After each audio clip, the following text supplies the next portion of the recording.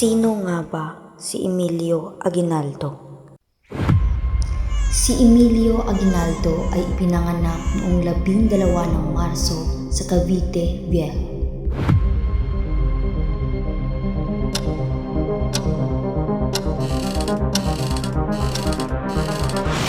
Siya ay anak ni Carlos Aguinaldo at Trinidad Fanny Aguinaldo.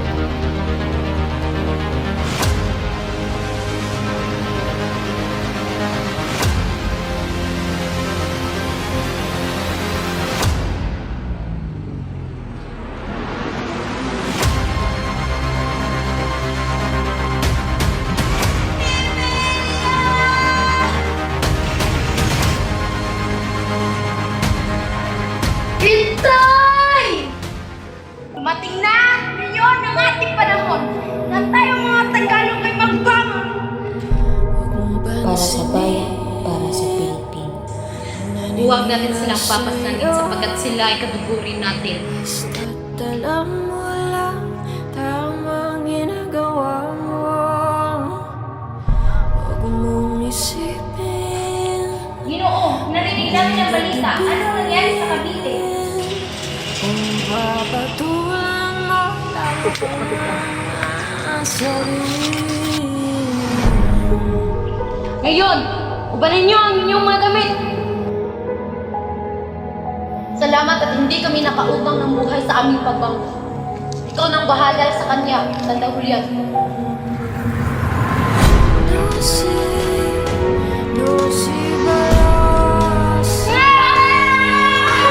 Akin na! Sino ba sila?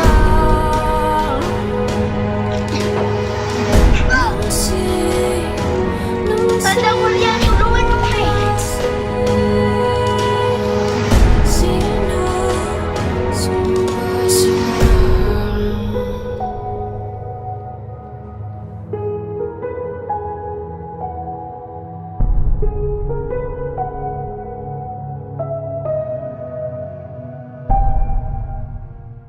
Sa tabing dagat, tanghaling tapat, si Emilio ay nagmamadaling lumulan sa bangka habang pawis na pawis. Kailangan kong makarating kaagad sa Cavite El Viejo. Huwag po kayo mag-alala, Ginoo. Agad po namin itutulak ang bangka.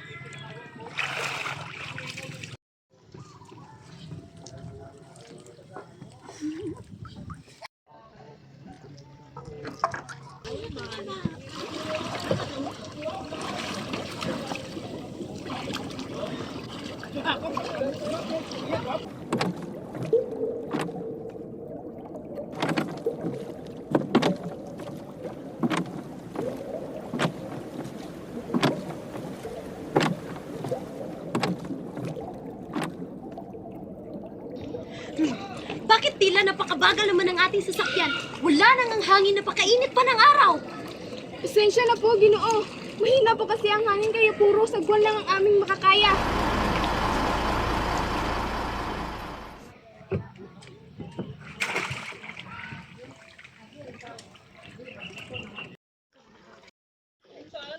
₱5, Ginoo. Napakalaki po nito. Maraming salamat po. Mag-iikadalawa na ng hapon. Mas mabuti pa'y pumunta na ako sa kumbento upang ibalita kay Kura na nabigo ang aking lakad sa Cavite.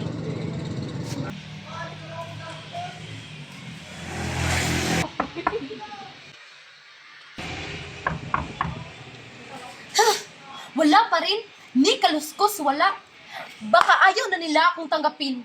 Baka natunugan nila ang aking mga ginawa. Kung sila'y natutulog, marahil magigising sila sa aking mga lakad na ito.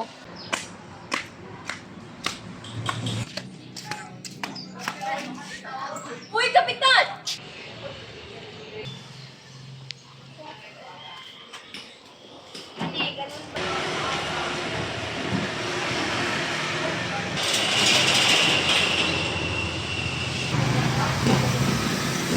Uy, Kapitan. Anong labas sa iyong lakad?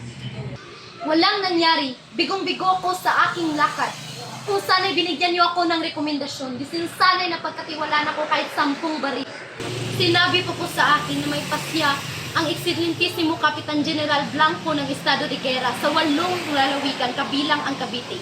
Ganun ba, Kapitan? Sa loob ng tribunal, maagang gabi, pumasok sina Tirona at Dano, pagod ngunit determinado.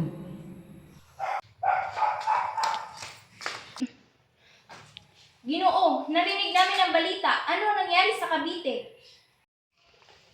Nabigo ang aking lakad. Deklarado na ang estado de guerra. Walang dapat hintayin. Sinabi na namin kanina sa ating mga kapatid sa Katipunan, ang mga balaraw ay dapat handa. Kailangan ng putulin ang 3 gwardiya sibil na pumapatrolya rito. Huwag naman.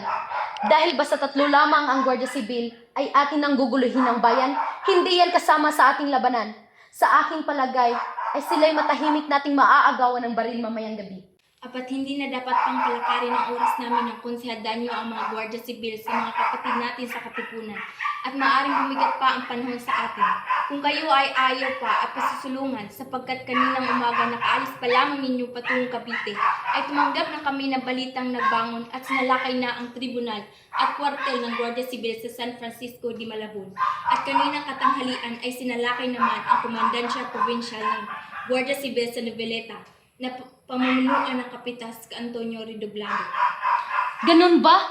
Bakit hindi nyo ito binilita sa akin kaagad? Ang bala ko pa na may mamayang gabi na tayo kumilos. Ngunit sa inyong mga sinabi, dapat na tayong sumugod. Ngunit huwag nating patayin ang 3 Gwardiya Sibil. Pakiusapan na lamang natin sila, kung hindi ay aagawan natin sila ng kani-kanilang mga baril. Kaming dalawa na lamang ni Paring Candido ang aagaw ng baril at si Kuya Tiago Danyo ay uwi sa Binakayan upang ihanda ang ating mga tauhan roon. At lumakad naman kaagad si Tiago Danyo. Saka sinabi ko kay Konsehal Tirona na maghintay siya sa loob ng aking tanggapan at aking pamamanmanan kung naroon na ang 3 Gwardiya Sibil. Lumabas ako at namalas kung naroon na ang 2.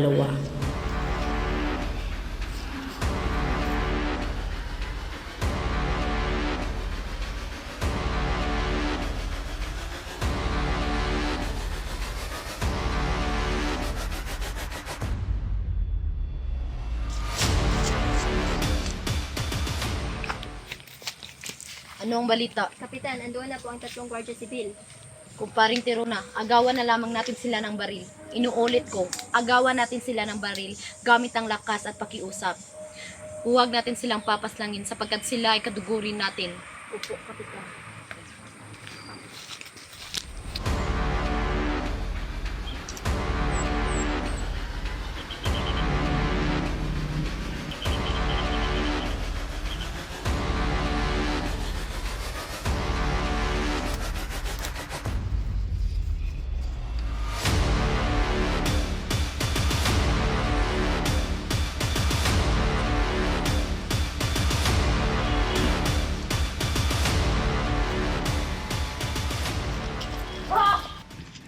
Mga kababayan, dumating na ngayon ang ating panahon na tayo mga Tagalog ay magbangon at huwag palipin sa pamalaang Kastila.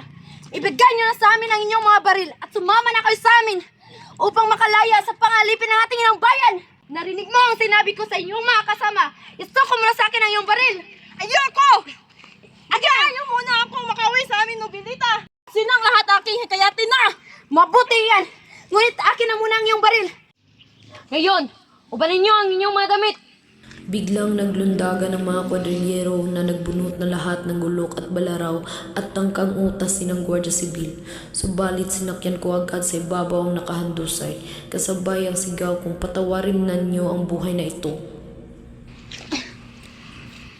Paginoong Kapitan, mamamatay na yata ako.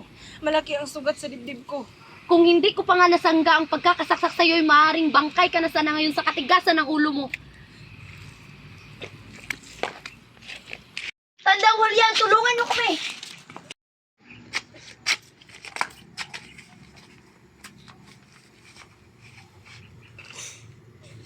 Salamat at hindi kami nakautang ng buhay sa aming pagbangon. Ikaw nang bahala sa kanya, Tandang Julian.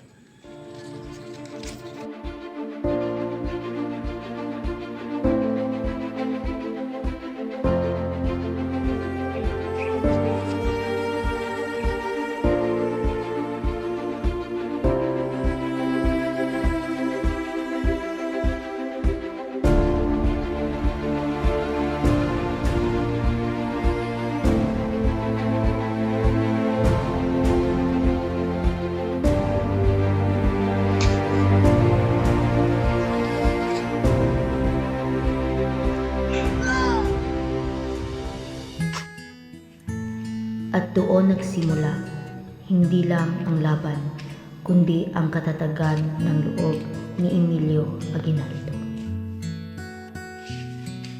Panapanahon ng pagkakataon.